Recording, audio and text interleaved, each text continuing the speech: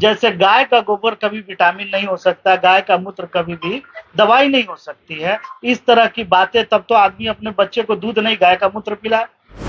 और न्यायालय होता है, हम भगवान के पास नहीं जाते हैं। तो ये आप भूल क्यों कर रहे हैं कि जब हमारे अधिकार संविधान ने दिया है तो आप आरती भगवान का क्यों उतारेंगे? हमारे प्रधानमंत्री, क्या भगवान श्री राम ने प्रधानमंत्री को बनाया है? तब तो लोकतंत्र मानने की जरूरत नहीं, वोटिंग में क्यों आते हैं? भगवान से ही मांग के ये प्रधानमंत्री हो जाए। बहुत सारी घटनाएं हुई। अतीक अहमद का आप पुलिस संरक्षण में गोली मरवाया जाता है, वहाँ एक जय श्री राम बोला जाता है, इसको लोग ट्रेंड मरवाया जाता है। जी हाँ, मरवाया जाता है। आप कैसे बोल सकते हैं? किस पर? हम ये कह, आपके प्रधानमंत्री, हमारे प्रधानमंत्री मंदिरों में जाके आरती करते हैं, पूरा जापान के लोग प्रधानमंत्री को बुला के आरती दिखाते हैं, मंदिरों में जाके प्रणाम करते हैं। इस तरह से आप जाके ये क्या साबित करना चाहते हैं कि मैं हिंदू हूँ, आप देश का प्रधानमंत्री नहीं है? नमस्कार, मेरा नाम सुधाकर है और आप बिहार खबर देख रहे हैं। अभी हमारे साथ है एएसपी पार्टी के प्रदेश प्रवक्ता डॉक्टर वीरेंद्र भास्कर जी, और हमारे साथ अभी जुड़े हुए हैं 3 तराक कार्यक्रम में, और इनसे बहुत सारे सवालों का जवाब भी लिया जाएगा। और ये जाने भी जाते हैं, कोई भी सवालों का जवाब एकदम बेहिचक बेवाकी से जवाब देते हैं। और साथ ही साथ इनको क्या प्रॉब्लम है धर्म से, क्या प्रॉब्लम है ये किसी सरकार से, आखिर क्या दिक्कत है, तो इनको हम सवालों की घेरा में लेना चाहेंगे, और साथ ही साथ इनसे बहुत सारी सवाल भी करेंगे और जवाब भी लेंगे। आप लोग देखते रहिए। तो 3 तराक कार्यक्रम में हम शुरुआत करेंगे डॉक्टर वीरेंद्र भास्कर जी से। और पहला सवाल डॉक्टर वीरेंद्र भास्कर जी आपसे कि यूपी की बात चल रही है, तो यूपी में जब राम राज की सरकार है तो रावण की क्या जरूरत है? देखिए, रावण की बात जब होती है, राम जो हमारे भोले भाले लोग एक आदर्श पुरुष के रूप में देखते हैं, लेकिन उसी राम के नाम पर जब जातिगत आधार पर हत्याएं होती है, मनमानी होती है, तो मुझे लगता है कि वो राम की हम आदर्श नहीं मान सकते हैं, उसको हम अपना नायक नहीं मान सकते हैं।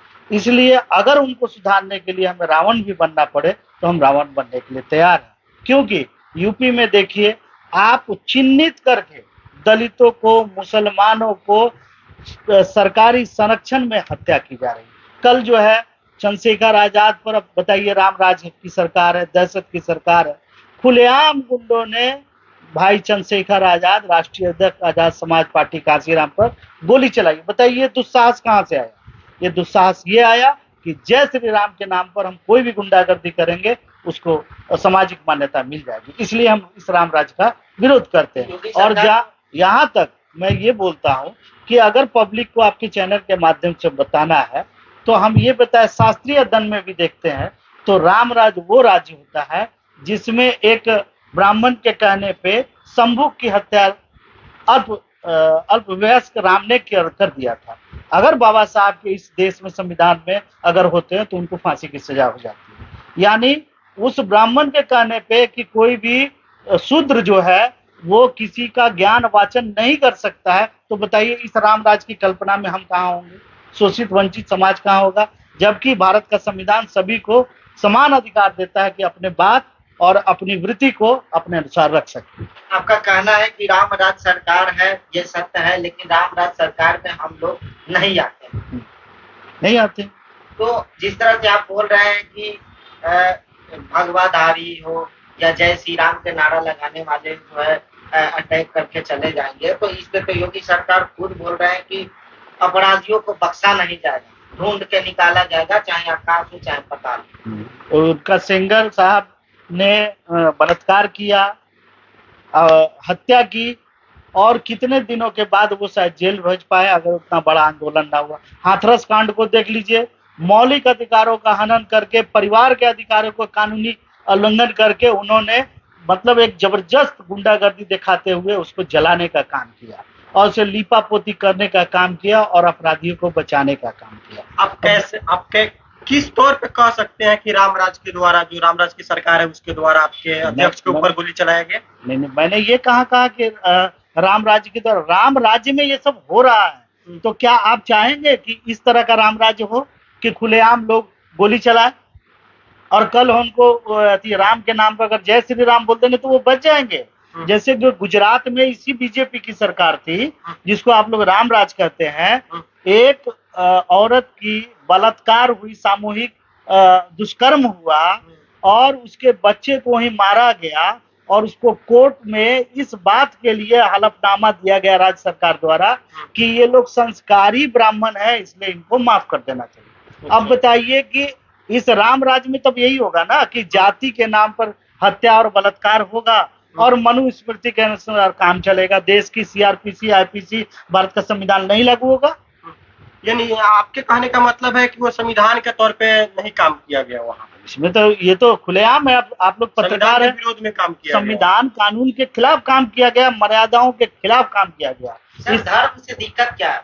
धर्म से कहाँ दिक्कत है? क्योंकि आप हमेशा धर्म का विरोध करते रहे हैं। गांधी जी भी जो है राजनीति में धर्म का हमेशा प्रचार करते रहे, धर्म का समर्थन करते रहे, लेकिन आप धर्म को उनसे अलग है, धर्म का विरोध करते रहे, क्या दिक्कत है आपको? देखिए, हम लोग संविधान को मानने वाले लोग, हम लोग पाखंडवाद, मनुवाद के खिलाफ हैं। भारत एकता मिशन, भीम आर्मी, इसी से शुरुआत हुई। तो पाखंडवाद मतलब जो चीजें वैज्ञानिक तर्कों पर आधारित नहीं होगी, जैसे गाय का गोबर कभी विटामिन नहीं हो सकता, गाय का मूत्र कभी भी दवाई नहीं हो सकती है, इस तरह की बातें, तब तो आदमी अपने बच्चे को दूध नहीं गाय का मूत्र पिलाए।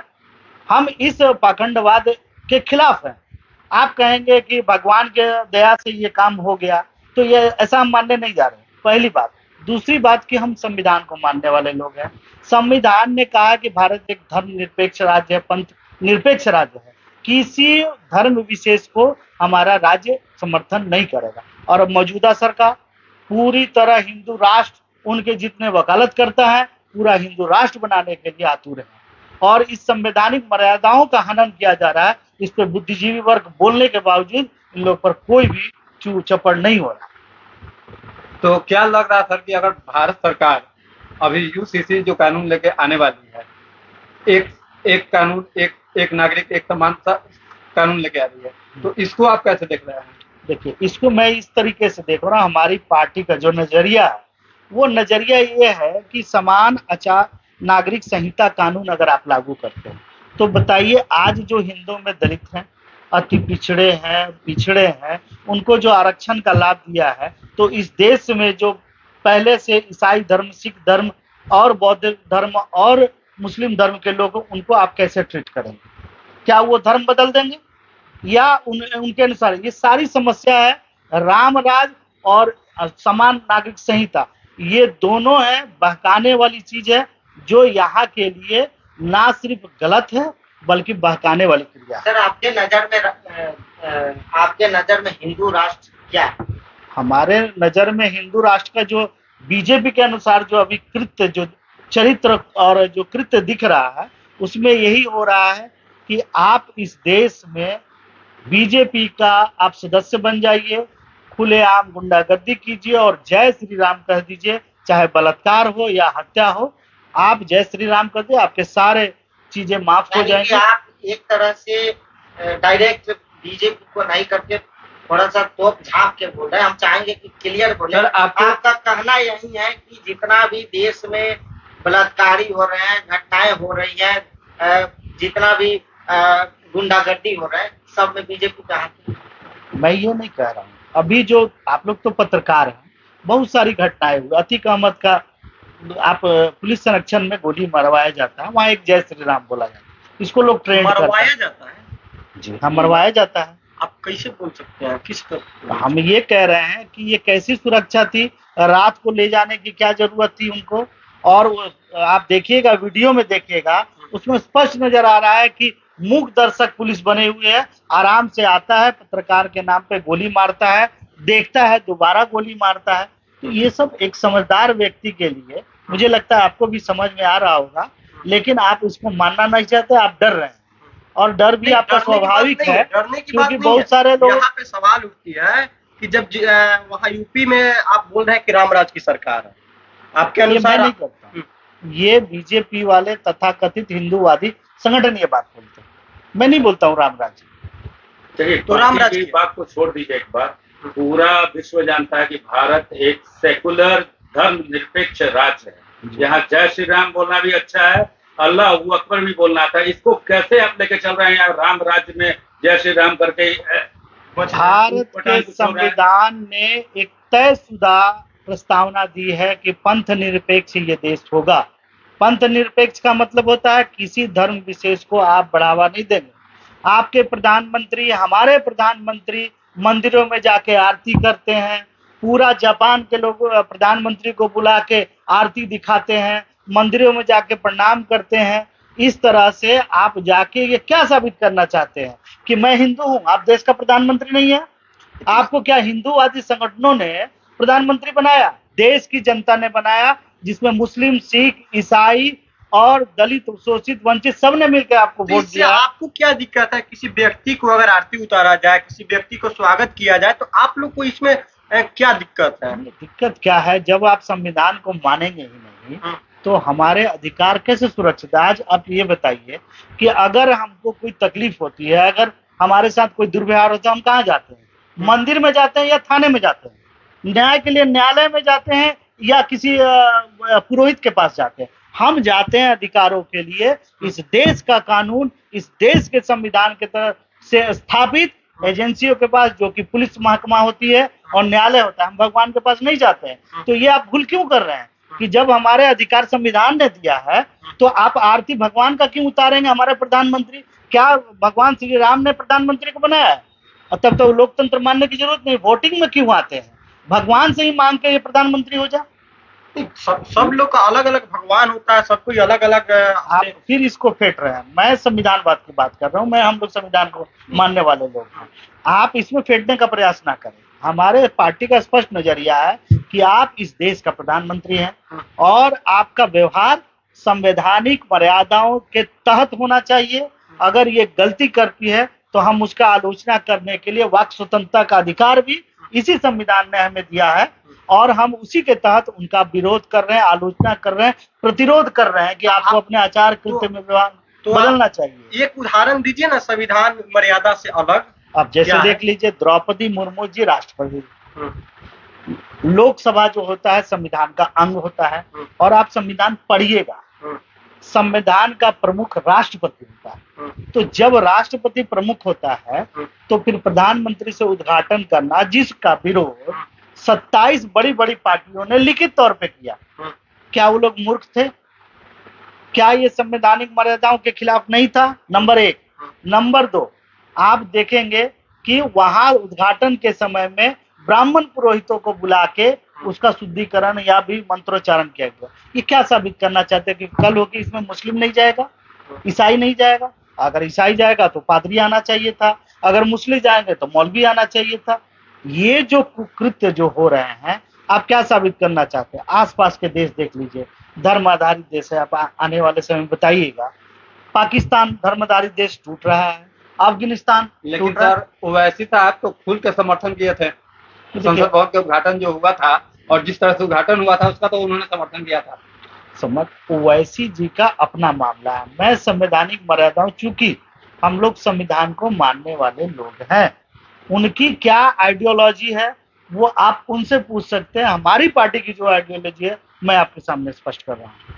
यानी सर अगर देखा जाए तो आपको भाजपा से नफरत है या जय श्री राम से नफरत है?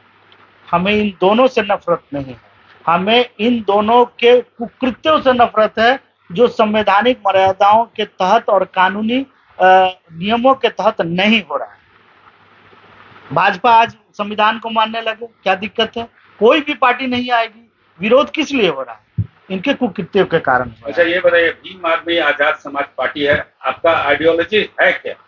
आइडियोलॉजी यही है, भारत एकता मिशन भीम आर्मी, कि हम समता मूलक समाज और संविधान की उद्देशिका में जो तथ्य और शब्द लिखे हुए हैं उसको 100% इस देश में लागू करने का काम करें। यही हमारा कर्तव्य होना चाहिए और इसे हम करके रहेंगे। इसी के लिए हमारे एडवोकेट चंद्रशेखर आजाद अपने पूरे जीवन को समर्पित किया।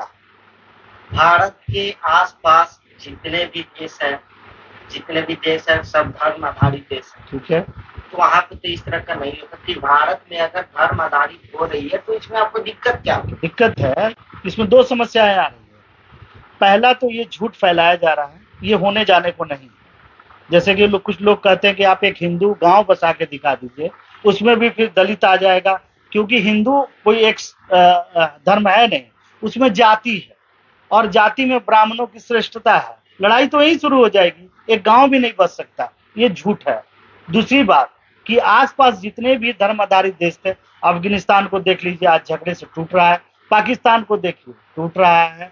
और भी जितने भी कंट्रियां देखिए जो धर्म आधारित, वो टूट रहे हैं, कमजोर हो रहे हैं, और वहां सबसे ज्यादा अशिक्षा मारकाट है, नंबर 1। नंबर 2 बात, हम भारत को अगर हिंदू राष्ट्र बनाते हैं, हमारे आसपास 40 मुस्लिम कंट्रियां हैं, 78 क्रिश्चियन कंट्रियां हैं। आप विश्व में क्या आप देना चाहते हैं संदेश? कि हम इन लोगों से विरोध करके हम अपना एक नया एजेंडा लागू करना चाहते हैं? जब हम विश्व बंधुत्व की बात हमारा वेद करता है, तो आप उससे अलग हटके क्या करना चाह रहे हैं?